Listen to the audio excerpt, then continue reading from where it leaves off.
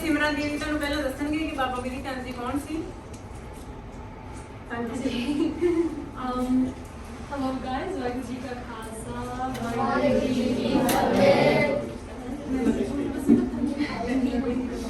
Can you guys all see me? Yeah. You guys want me to speak in English or Punjab or mixed? England. Actually, yeah. Punjabi.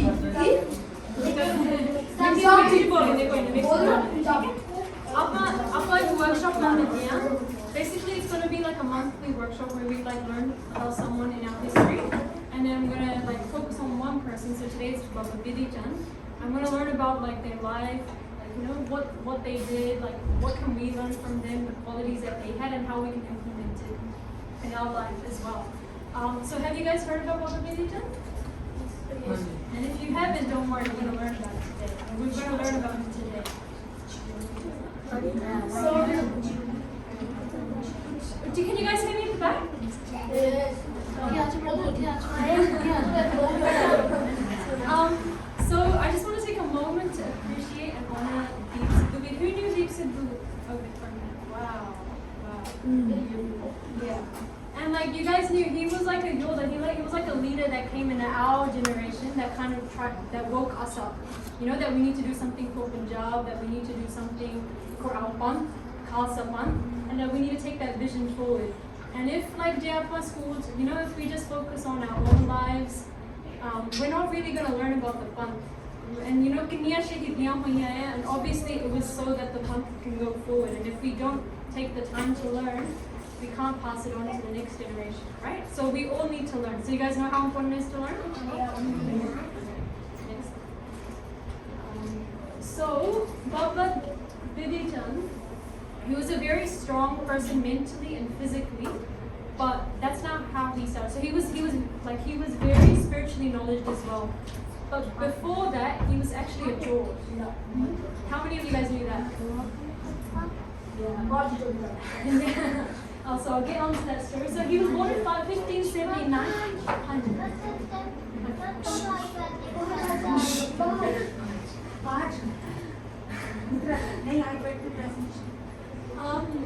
So he was born in the pind Sursing. That was his dad's gift, but his nanki were Sarhali.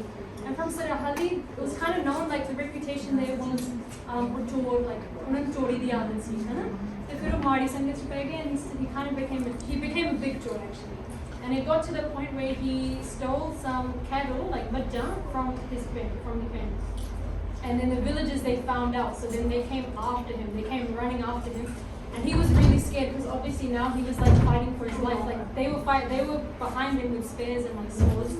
And he was obviously, he thought he was going to die. And in the back of his mind, he was thinking like, why am I a George? You know, like what, like how did I get to this point? And he didn't want to be a George anymore. So then he bumped into Pai Adaliji. So Pai Adaliji was a good Sikh. He was there during Shri Guru Ramdas Ji's time as well, and then Shri Guru Arjan Dev Ji. And he was like one Nambani, like he would recite. And Pai Adaliji is like to Baba Bidhi Chand, like, who are you? And Baba Bidhi Chand was like, I'm a George, like I'm a George. Yeah, he's like, I'm a George. So then Pai Adaliji is like, Koina, like come with me and I'll take you to like his house, like where he does meditation. And then obviously they go, but on the other hand, the villagers, they trace the steps back, like they trace the footsteps of Baba Bidhi Chand, and they come to where Pai Adaliji was. And then Pai Adaliji, he tells Baba Bidhi Chand to like do Nam Simran. So Baba Bidhi Chand just agrees, because Baba Bidhi Chand made like a little bit of a promise Baba Bidhi Chand made the promise to Pai Adaliji that now he's going to like leave Chori, like he's not going to steal ever again. So when the villagers come, they ask them like, have you seen a Chor around to Pai Adaliji? And Pai Adaliji's like right over here, he's right over here. And then villagers thought he was joking because like obviously why would a Chor be meditating now? So they didn't really take him seriously. And from then on, Baba Bidhi Chand, he got very inspired by Pai Adaliji's Sangat. Pai Adaliji then took him to Shri Guru Arjan Dev Ji. And in front of Shri Guru Arjan Dev Ji, in front of Shri Guru Arjan Dev Ji, Baba Bidhi Chand like did ardas. He like asked for forgiveness. He's like I do not want to be a thief ever again. Like, I want to leave this habit. And then Guruji said that make sure you leave this bad habit and you live in the fear ki Rab sara kuch dekhta hai, and make sure you serve the poor, like serve the Garib. So, and then from then on, Baba Bidhi Chand became like a very strong Sikh, and he was like, he let go of all his bad past and he moved forward, and he was very committed to Gurbani and to learning the Guru's teachings. And so I'll pass it on.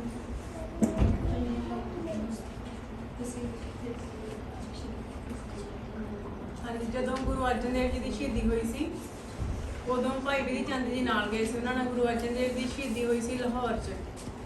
ਉਦੋਂ ਦਾ ਜਿਹੜਾ ਉਸ time ਜਿਹੜਾ king ਸੀਗਾ ਉਹਦਾ ਨਾਮ ਸੀ ਜਹਾਂਗੀਰ, ਤੇ ਉਹਨਾਂ ਨੇ ਜਹਾਂਗੀਰ ਨੇ ਗੁਰੂ ਅਰਜਨ ਦੇਵ ਜੀ ਨੂੰ ਤੱਤੀ ਤਵੀ ਤੇ ਬਿਠਾ ਕੇ ਸ਼ਹੀਦ ਕੀਤਾ ਸੀ। ਤੁਹਾਨੂੰ ਸਾਰਿਆਂ ਨੂੰ ਪਤਾ ਹੀ ਹੋਣਾ, ਕਿਹਨੂੰ ਪਤਾ।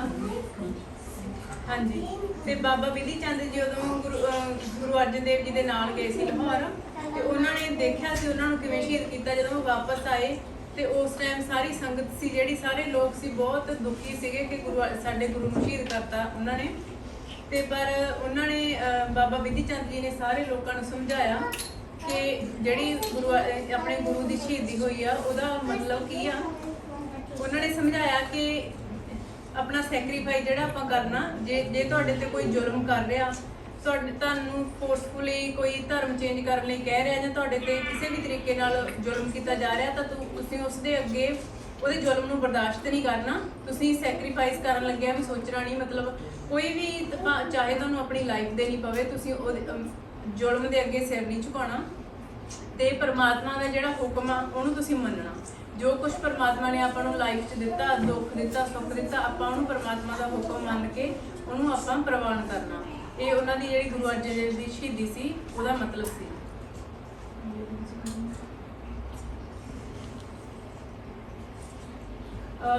ਜਿਹੜੇ ਬਾਬਾ ਬਿਧੀ ਚੰਦ ਜੀ ਸੀਗੇ ਉਹ ਬਹੁਤ ਜ਼ਿਆਦਾ ਤਕੜੇ ਸੀ, ਤੇ ਉਹ ਜਰਨੈਲ ਸੀ ਇੱਕ, ਮਤਲਬ ਜਿੰਨੀਆਂ ਵੀ ਜੰਗਾਂ ਹੋਈਆਂ ਨੇ ਉਹਨਾਂ ਦੇ ਵਿੱਚ ਉਹਨਾਂ ਨੇ ਜਰਨੈਲ ਦੇ ਤੌਰ ਤੇ ਫੌਜ ਦੀ ਕਮਾਂਡ ਸੰਭਾਲੀ ਸੀ ਤੇ ਜੰਗਾਂ ਕੀਤੀਆਂ ਸੀ।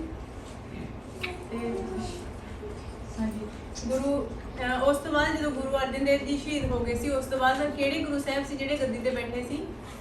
ਹਾਂਜੀ ਦੱਸੋ। ਹਾਂਜੀ, ਹੋਰ ਕਿਹਨੂੰ ਪਤਾ ਕਿ ਗੁਰੂ ਅਰਜਨ ਦੇਵ ਜੀ ਤੋਂ ਬਾਅਦ ਉਸ ਤੋਂ ਗੁਰੂ ਅਰਜਨ ਦੇਵ ਦੀ ਸ਼ਹੀਦੀ ਤੋਂ ਬਾਅਦ ਗੁਰੂ ਹਰਗੋਬਿੰਦ ਸਾਹਿਬ ਜੀ ਗੱਦੀ ਤੇ ਬੈਠੇ ਸੀ? ਹਾਂਜੀ, ਕਹਿਣਾ ਚਾਹੁੰਦੇ ਹੋ ਕੁਝ? ਹਾਂਜੀ ਬੋਲੋ। ਗੁਰੂ ਹਰਗੋਬਿੰਦ ਸਾਹਿਬ ਜੀ ਸੀ ਜਿਹੜੇ, ਉਹਨਾਂ ਨੇ ਇੱਕ ਨਵਾਂ ਸਿਧਾਂਤ ਚਲਾਇਆ ਸੀ। ਤੁਹਾਨੂੰ ਪਤਾ ਕੀ ਸੀ ਜਦੋਂ ਉਹਨਾਂ ਨੇ 2 ਤਲਵਾਰਾਂ ਪਾਈਆਂ ਸੀ? ਹਾਂਜੀ, ਮੀਰੀ ਪੀਰੀ। ਹੋਰ ਕਿਹਨੂੰ ਪਤਾ ਸੀ? ਹਾਂਜੀ, ਉਹਨਾਂ ਨੇ 2 ਤਲਵਾਰਾਂ ਪਾਈਆਂ ਸੀ। ਉਹਨਾਂ ਨੂੰ ਫੀਲ ਹੋਇਆ ਕਿ ਹੁਣ ਕਿ ਜਿਹੜਾ ਰਾਜਾ ਉਹ ਸਾਡੇ ਤੇ ਜ਼ੁਲਮ ਕਰ ਰਿਹਾ, ਉਹਨਾਂ ਨੇ ਗੁਰੂ ਅਰਜਨ ਦੇਵ ਜੀ ਸ਼ਹੀਦ ਕਰਤਾ ਸੀ, ਤੇ ਉਹਨਾਂ ਨੂੰ ਪਤਾ ਲੱਗ ਗਿਆ ਕਿ ਹੁਣ ਅੱਜ ਤੋਂ ਬਾਅਦ ਜਿਹੜਾ ਇਹ ਜ਼ੁਲਮ ਦਾ ਮੁਕਾਬਲਾ ਆਪਾਂ ਨੂੰ ਤਲਵਾਰ ਨਾਲ ਕਰਨਾ ਪੈਣਾ।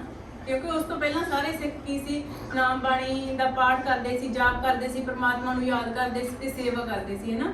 ਤੇ ਜਦੋਂ ਉਹਨਾਂ ਨੂੰ ਲੱਗਿਆ ਕਿ ਹੁਣ ਉਹ ਸਾਨੂੰ ਮਾਰਨਗੇ, ਸਾਡੇ ਤੇ ਜ਼ੁਲਮ ਕਰਨਗੇ, ਫਿਰ ਉਹਨਾਂ ਨੇ ਸੋਚਿਆ ਕਿ ਹੁਣ ਆਪਾਂ ਨੂੰ ਫੌਜ ਤਿਆਰ ਕਰਨੀ ਪੈਣੀ ਆ। ਫਿਰ ਉਹਨਾਂ ਨੇ 2 ਤਲਵਾਰਾਂ ਪਾਈਆਂ ਸੀ, ਇੱਕ ਮੀਰੀ ਦੀ, ਦੂਜੀ ਪੀਰੀ ਦੀ। ਹਾਂਜੀ, ਮਤਲਬ ਕਿ ਇੱਕ ਤਲਵਾਰ ਜਿਹੜੀ ਉਹ ਰਾਜ ਦਾ ਪ੍ਰਤੀਕ ਆ, ਪਾਵਰ ਦਾ ਪ੍ਰਤੀਕ ਆ, ਦੂਜੀ ਤਲਵਾਰ ਹੈ ਜਿਹੜੀ ਉਹ ਸਪਿਰਚੁਅਲਿਟੀ ਦਾ ਪ੍ਰਤੀਕ ਆ। ਹਾਂਜੀ, ਤੇ ਉਦੋਂ ਗੁਰੂ ਹਰਗੋਬਿੰਦ ਜੀ ਸਾਹਿਬ ਜੀ ਦੇ ਸਮੇਂ 'ਚ 4 ਜੰਗਾਂ ਹੋਈਆਂ ਸੀਗੀਆਂ, 4 ਲੜਾਈਆਂ ਹੋਈਆਂ ਸੀ ਗੁਰੂ ਹਰਗੋਬਿੰਦ ਸਾਹਿਬ ਦੀਆਂ ਮੁਗਲ ਰਾਜਿਆਂ ਨਾਲ, ਤੇ ਉਹਨਾਂ 4ਾਂ ਦੇ ਵਿੱਚ ਭਾਈ ਬਿਧੀ ਚੰਦ ਜੀ ਨੇ ਪਾਰਟ ਲਿਆ ਸੀ। ਉਹ ਲੜਾਈ ਕੀਤੀ ਸੀ ਉਹਨਾਂ ਨੇ ਜਾ ਕੇ ਨਾ। ਤੇ ਇਸ ਤੋਂ ਇਲਾਵਾ ਇਕੱਲੇ ਉਹ ਬਹਾਦਰ ਹੀ ਨਹੀਂ ਸੀਗੇ, ਉਹ ਵਿਦਵਾਨ ਵੀ ਸੀਗੇ। ਉਹਨਾਂ ਨੇ ਬੀੜਾ ਲਿਖਵਾਈਆਂ ਸੀ, ਬਾਣੀ ਦੀਆਂ ਪੋਥੀਆਂ ਲਿਖਵਾਈਆਂ ਸੀ, ਤੇ ਬਾਣੀ ਜਿਹੜਾ ਗੁਰਬਾਣੀ ਦਾ ਪ੍ਰਚਾਰ ਵੀ ਕੀਤਾ ਸੀ। ਜਥੇਦਾਰ ਵੀ ਸੀਗੇ ਉਹ।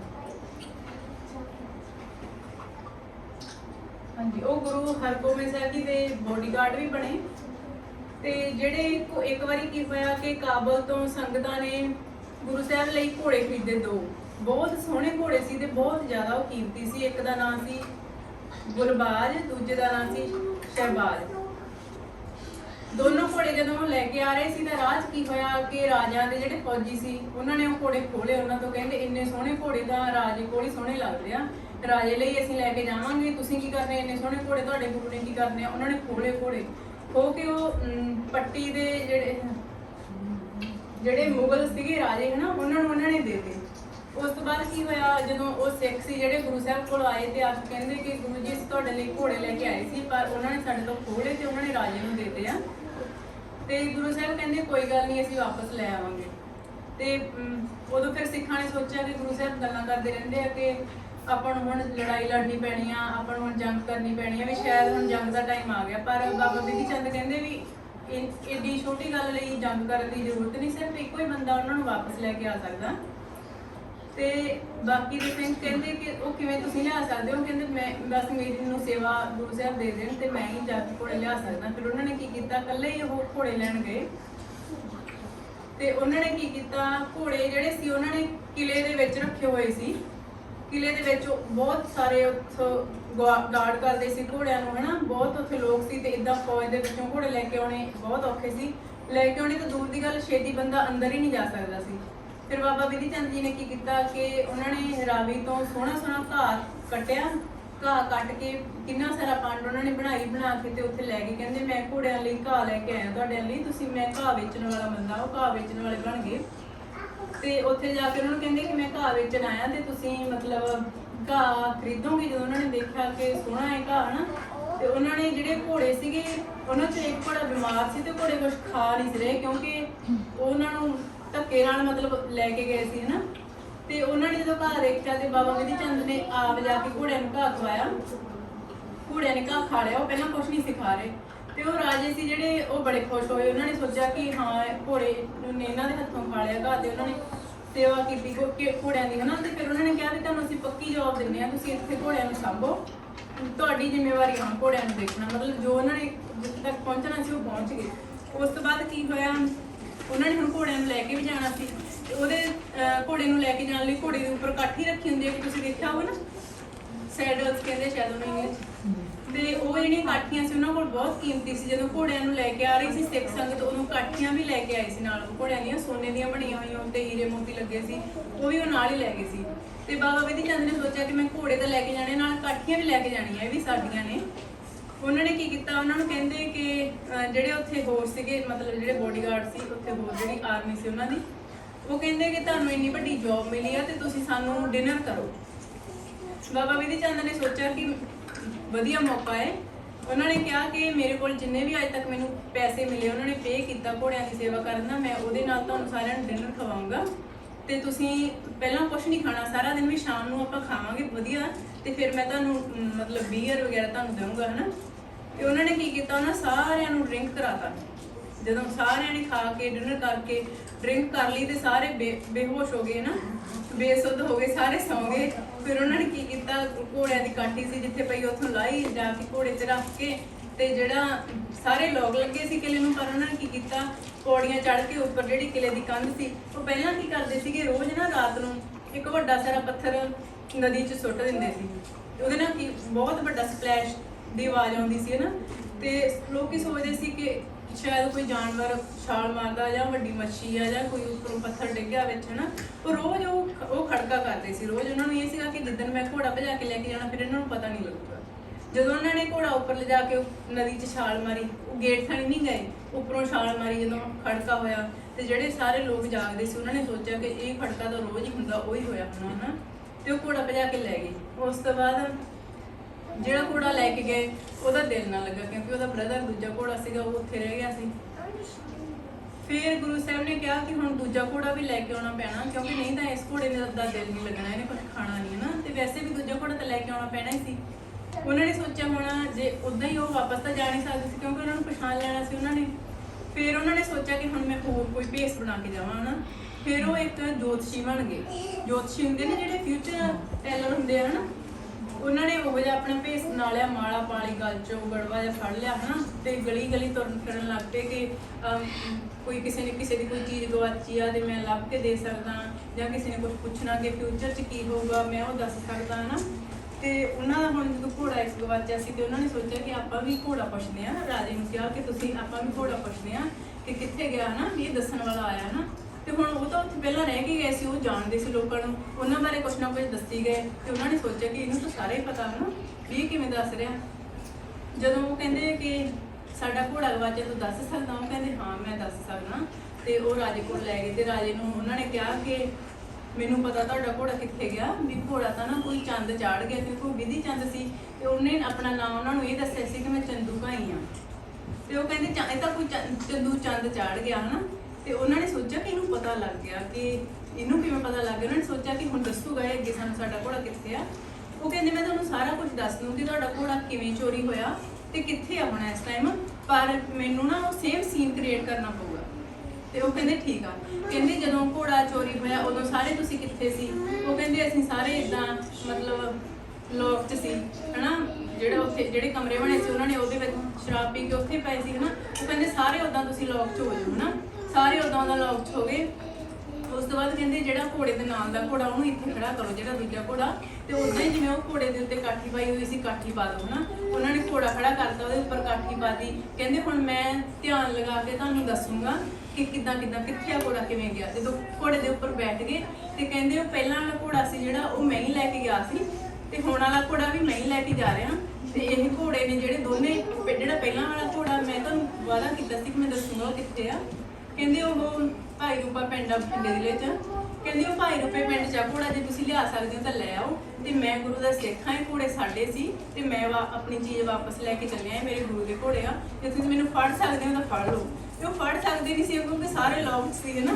ਤੇ ਕਹਿੰਦੇ ਚਾਬੀ ਆ ਜਿਹੜੀ ਮੇਰੇ ਕੋਲ ਆ, ਮੈਂ ਚਾਬੀ ਨਦੀ ਦੇ ਵਿੱਚ ਸੁੱਟਣ ਲੱਗਿਆ। ਪਹਿਲਾਂ ਤੁਸੀਂ ਨਦੀ ਦੇ ਵਿੱਚ ਜਾ ਕੇ ਚਾਬੀ ਲੱਭਿਓ ਤੇ ਫਿਰ ਮੇਰੇ ਪਿੱਛੇ ਆਇਓ।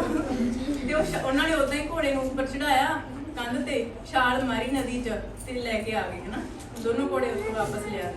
ਫਿਰ ਦੂਜੀ ਵਾਰ ਕੀ ਹੋਇਆ?